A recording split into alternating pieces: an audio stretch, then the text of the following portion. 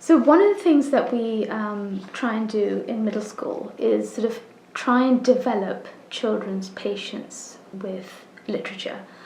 One of the things that I encounter as a teacher is sometimes children read something, they dismiss it rather quickly, say it doesn't work for them. I want to sort of have them dwell in that moment when they're interacting with text. So this is an example of something we've done this year.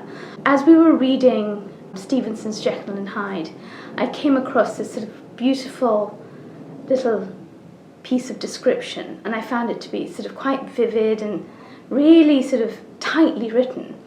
And what I asked the children to do, sort of building on some of the grammar lessons that they'd been having every Thursday morning with my colleague, they had been sort of build on that by rewriting that particular passage, replacing all the adjectives and nouns. And my intention was for them to create a context that was entirely new, entirely their own, but at the same time I wanted to sort of develop the labour of the writer, the labour of the author. So Stevenson's put in a lot of soul and effort into this particular passage.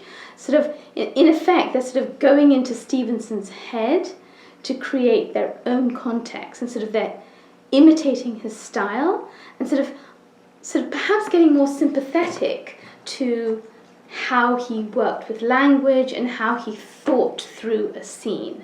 So I've got a couple of examples of the end result of that assignment. The first one is completely humorous, talking about a sandwich with a piece of Kraft cheese, and I thought so it was just such an original take of quite a solemn piece of text, and making that into something quite sort of funny and irreverent.